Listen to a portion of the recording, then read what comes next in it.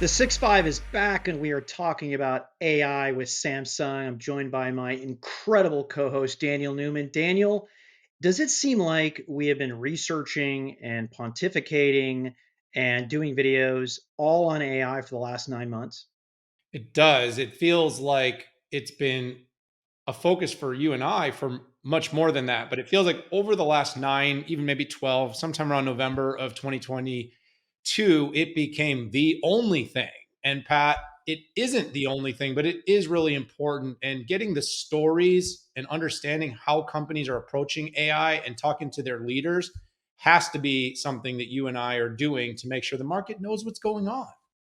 Exactly. And there's so many ways you can take advantage of generative AI, machine learning, deep learning, from the software to the services to the semiconductors to memory to doing fabrication for all the semiconductors and everything in between. And it's with that I am pleased to bring on Samsung's Jinman, Jim, Marco. Welcome to the 6.5. Great to have everybody on the show.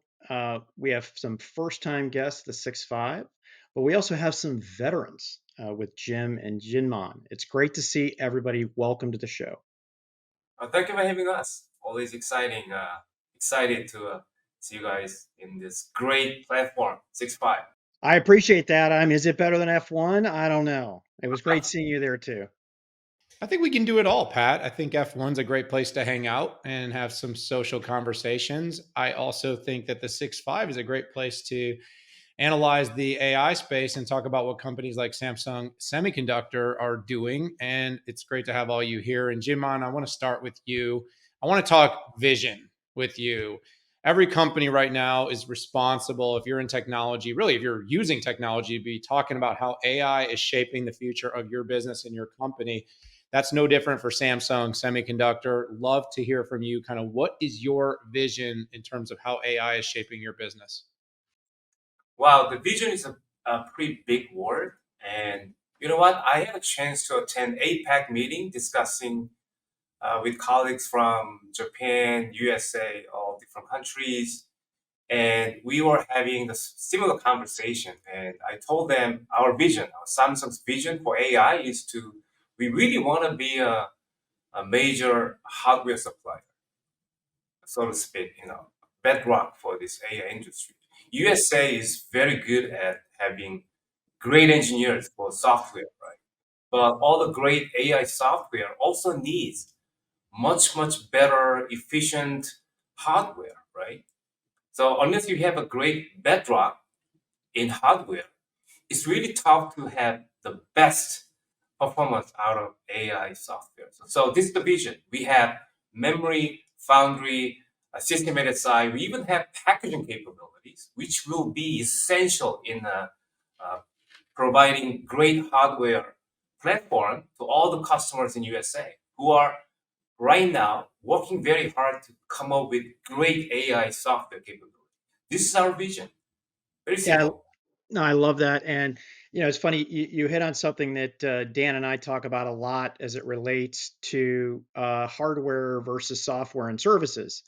You've heard the expression software is going to eat the world, which, by the way, it does. But what is it going to run on? Air, right? I mean, it needs solid hardware to make, to create all those incredible experiences for both consumer and enterprises. And just as a follow up, Jinman, to the vision question, I'm a mission, vision, objective, strategy person, and I'm curious, can you describe some of the more finite areas of your strategy and how you're going to achieve that vision?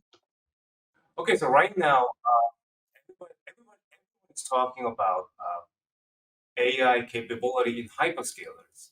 But these days, a lot of our customers are starting to talk about on-device AI, especially on smartphone and PCs. And when we are talking about large language model for on-device edge application, we also have to think about it's a kind of a oxymoron statement, but we really need small, large language model.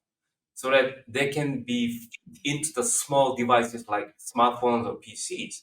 And at the same time, we also need this challenging requirement from our customers. Hey, we're gonna put our small large language model, which is about 10 billion parameters, which is not as big as 200 billion or 175 billion models, but 10 billion model parameters are not that small actually.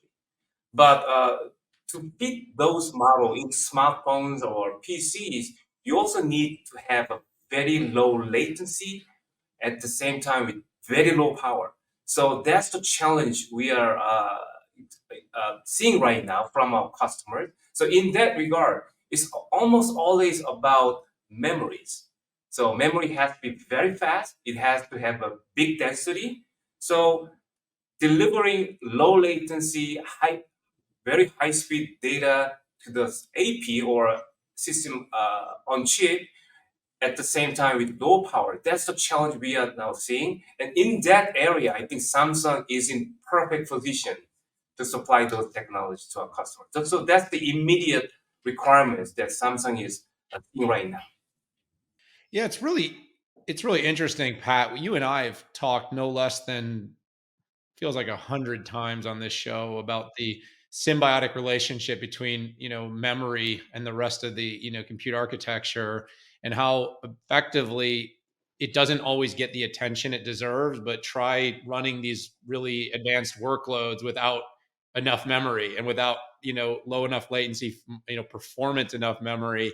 And this is why we always end up turning back to teams like yours in this particular industry, because we know, and the world needs to know, the important relationship. Marco, I'd like to jump to you, and after you, I mean, I'd like to hear from all of you, because I realize you all have slightly different roles in the company. But where do you take this strategy to? Like, what are the markets? What is the approach that Samsung Semiconductor has to be able to win? And what customers are you going after first? And how do you see that evolving? Yeah, as Jinman said, uh, the pillar of the strategy is to offer the best possible hardware to build all these AI machines. And we do that really both providing leading edge technology from a foundry perspective. The industry is today reached basically physical limit. We are manufacturing 3, 2 nanometer with a roadmap to 1.4, 1 nanometer for the most advanced and demanding processor unit. And then, of course, we offer that platform in conjunction with memory for HBM or advanced memory, and we stitch all together with advanced packaging, 2.5 3D packaging, or a combination of both, which is 3.5. In doing that, we address a variety of market and a variety of customers. Of course, first and foremost, data center AI, and we do that targeting a large semiconductor player and hyperscaler, as well as a lot of AI startup which are now developing a very differentiating ASIC AI solution, and very promising one that I think will come to the market in the next 12 to 24 months. And then we do that on edge AI. As Jinman will say, we're really very focused on AI on device, and because we believe that edge AI will grow as a market for inference on device, right? Targeting a smartphone, a PC, and auto. And these three market and these three type of devices, we believe, will be completely transformed in terms of user experience by AI. And so we offer all these super advanced technologies that stitch together, and ultimately we'll be able to give our customer and our end market the type of technology boost that they need to address the super demanding computing AI application. Yeah, on-device AI it's not a question of if, it really is a question of when. All the things, all the magic tricks we want to do with generative AI require this data to be on the device. And uh, even in Western cultures who have no problem sharing everything, they're not going to want to share every text, every image, every conversation that they're having in real time. They're going to want that to be on the device, and those 10 billion parameter models really come into play. I think So that's true for the device and also within the enterprise as well, because if you think about on-device AI at the enterprise level, if you're doing like code debugging or having AI review your financial plans, things of that nature, you don't want to use publicly available data. This is all going to have to be kept in-house. And so from that standpoint, you think about on-device AI, it's at the client level, PC and phones, and these devices are going to be smarter and smarter. But it's also, you're going to see it at the enterprise level on-prem, right? With internal data sets to maintain that IP confidentiality. So it's going to be very, very interesting, and especially as the data sets become larger and larger and heavier. The density of that data, it becomes very expensive to move all that around, which means you're going to need potentially faster and higher storage capacities at the edge as well as at the client level. yeah, so Jim, as analysts, right, we don't actually have to execute any of this stuff. Hey, I did for 20 years, so I had a real job. Analysts hate when I say that, by the way, but it is hard to do it. And I'm curious, what are some of the challenges that some of your customers are having getting to this stage of taking advantage of AI for their businesses or for their customers' customers?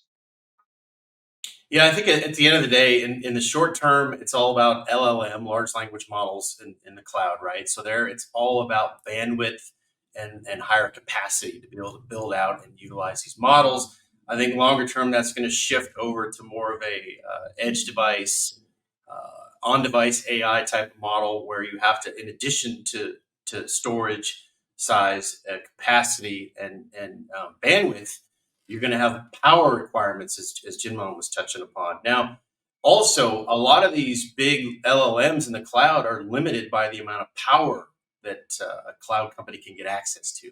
So that's also something that's coming into focus. But I think ultimately, the way I see AI sort of building out over time, it's sort of like the democratization of AI, right? Where an AI platform will be opened up to hundreds of thousands or millions of potential external, like third-party developers that will be able to create new AI-based applications for consumers that will be as ubiquitous today as or in the future as like the app platform is that kind of burst onto the scene like 15 years ago.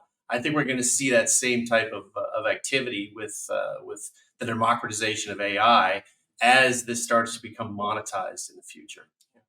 And also, one issue that keeps coming up during the discussion with our customers is all about power consumption. Mm-hmm. They are really concerned about power consumption of this powerful GPU or even memory, high bandwidth memories. So, one time, I asked the executives in AI GPU firms asking how I can solve the problem. They said, "Well, Jim, but that's might be the reason why we have to build this large language model to ask questions, how to save power for the humankind in the future." But it's really a real problem right now that we are facing right now. So to address those issues, our customers are talking about all different kinds of new memory architecture, combining with GPU or SoC design. So in the future, we might be able to see totally different novel memory architecture combined with GPU or CPU so that we can address those power issues at the same time, increase performance without burning too much power. So it's going to be a very, very interesting period, especially for us in the industry. And look, maybe I will add, look, Jinman and Jim brought up a critical point with respect to product performance, power performance, which of course now are front and center and the most critical points to address for the industry. But there is an increasing sensitivity now for customer with respect also to geopolitical aspect, because of course AI is going to be a very critical transformative technology. And I think customers are also getting increasing sensitivity on how to source the hardware component. They want increasing diversify of supply. They want increasing diversification from a geopolitical point of view. And that's also where Samsung has a lot to offer, right? And we feel the customer, of course, are very responsive, extremely responsive to that, to that component as well. It's very prudent that you brought up all of these particular points, Jinman, starting with sustainability. We are hearing the same thing, talking to enterprises and large organizations. It's a problem. Their shareholders and stakeholders expect the companies to be making this part of the calculus in their decision making process. And then, of course, the geopolitics are very substantial, and it's in the news. It's a headline every single day. We want to be working with trade partners that share value. And that is something that is going to continue to be of the utmost importance. And in the process of doing all this, we still need very performant applications and computing architectures that enable our businesses to keep their technology and global market leadership. And so there's no sacrifices here. And I'm hearing from you that there's no sacrifices on your end in what you're building and developing. So let's talk about that, because we've kind of talked roundly about what you're doing, vision and strategy. We've talked about the challenges of your customers, but let's talk about what you're offering. Jim, I'd like to direct this one at you, but if you could share a little bit about what is the Samsung portfolio, what is the offering that you're bringing to market that is going to win for you to execute against this vision? Yeah, so from a memory standpoint, it's all about having a very, very wide portfolio. And I think as Jinman touched upon, you've got CPU architectures, GPU architectures, TPU architectures, and as well as custom ASICs that are being driven for these sort of purpose-built AI applications and opportunities. So from our standpoint, we want to have HBM3, HBM3E, which is the fastest speed and better power footprint, being able to accommodate high bandwidth type needs, high capacity DRAM like DDR5. And we just announced a 32 gigabit monolithic device. And without getting into too much detail, really what that allows us to do is build a higher capacity DRAM module that uses less power. So this allows us to produce at scale for performant applications that aren't going to need to use as much power. We also have graphics GDDR6, GDDR7, and then LP5, as well as looking at like UFS 4.0 as you get out into these client or edge type devices. But in addition to having that wide portfolio and leading edge technology portfolio that Samsung is always well known for and renowned for, it's all about the ability to scale production for these sort of hyperscale level and mass markets that we've been talking about. And that's really where Samsung is able to leverage our financial, our technology, and our production wherewithal to bring these AI products to market for both cloud, enterprise, and client products. There's another point to be made there on the 32 gigabit monolithic. So today, to build a 128 gigabyte RDIMM DDR5, Right. you have to use a 16 gigabit and then utilize TSV or through silicon via, which, as you guys may have heard, is a big bottleneck for HBM production. Totally. So if we can alleviate that or mitigate some of that by producing a 32 gigabit monolithic, number one, you get less power, but number two, you get better overall production efficiencies because you don't have to utilize TSV technology, and you can free that up to be used elsewhere. So it's kind of a win-win solution from an efficiency, from a cost, and from a power perspective. Yeah, I appreciate you going through what I call the diversity of memory. I mean, years back, it was one type of memory, and that this is what you got. And now Much more we have complicated. yeah, I mean, we've got mobile memory, we have GDDR, we have HBM, we have specific memory that operates better in the data center, and everything in between. And this pervasiveness of memory types, I think, reflects how hard it's been for the industry as a whole to That's get right. these gains from everything. And quite frankly, what we've done is we've gone to accelerated computing. Is not only have we pushed some of the burden onto the programmer, but we push the burden onto the memory makers, which, by the way, is a good thing for you. Your point, I think that the major arc here is going from that general purpose compute to this very sort of application specific compute, be it in the cloud or at the client. So yeah, 100%. Actually, long time ago, I remember buying memory modules when I going to Fry's Electronics.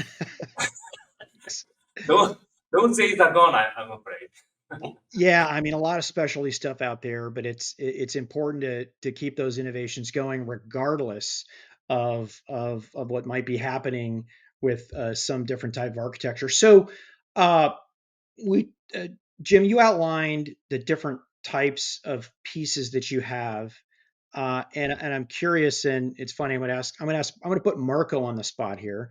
How is it differentiated? You know, I hear some of the basic terms from other companies, and how is Samsung differentiated? Well, as we were saying, so I would say the biggest first differentiation is the fact that we can offer so many different technologies as a one-stop shop, right? Uh, Jim offer these most advanced DRAM and HBM. I offer the Foundry services. We have an entire new team that will offer advanced packaging. So you can find a place where you can really put together all these different technology under a single umbrella.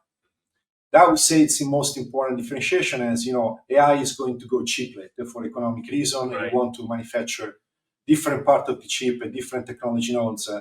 You will keep the most advanced and bleeding edge technology on the part of the chip that really needs to go at the most advanced performances, and you will keep everything n-1 or n-2 for cost reason, and same for memory, right? We also differentiate ourselves from a sheer point of view of process technology. We have been first in the market with gate-all-around. With gate-all-around, we hope to restart voltage scaling, which is very important for power, right? Which, as you know, it's critical for the industry, as we discussed.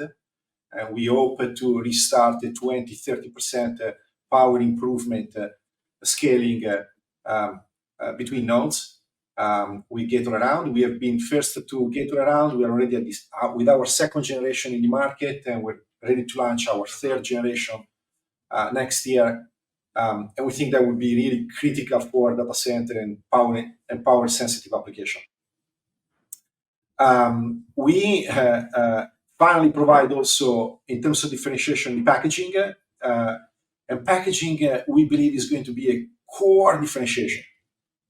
Because the type of packaging we're doing, it's a clean room type of packaging now. It's really extraordinarily advanced, and stitching this chip together on top of each other in 3D stacking, it's going to become really extraordinarily complex. Well, gentlemen, I want to say on behalf of the 6.5 that we really appreciate you all taking the time. For Patrick and I, we set out to do the 6.5 on AI because we felt that every day we were being pitched by companies from chips to SaaS, as we like to say, all trying to tell us why what they're doing is unique. But what we were feeling was we were hearing a lot of the same things on repeat. So we said, we're going to go deeper. We're going to talk to the senior leadership, and we're going to make them really explain what they're doing. And I think the three of you have done a fantastic job of breaking this down for us. We really look forward to sharing this with our extended communities, because what Samsung Semiconductor is doing is very important. And we believe the company has a really important role to play in the advancement of AI. So thank you all so much. Hope to have you back on our show again soon. Thank you. Thank you. Thank you. Thank you, guys. Great to see you. Thank you. All right, everybody, hit that subscribe button. Join us for all of our episodes of the 6.5 on AI and our other insiders on the road, and of course, our weekly show. For this episode of 6.5 on AI, for Patrick Moorhead and myself, it's time to say goodbye, but we look forward to seeing you all really soon.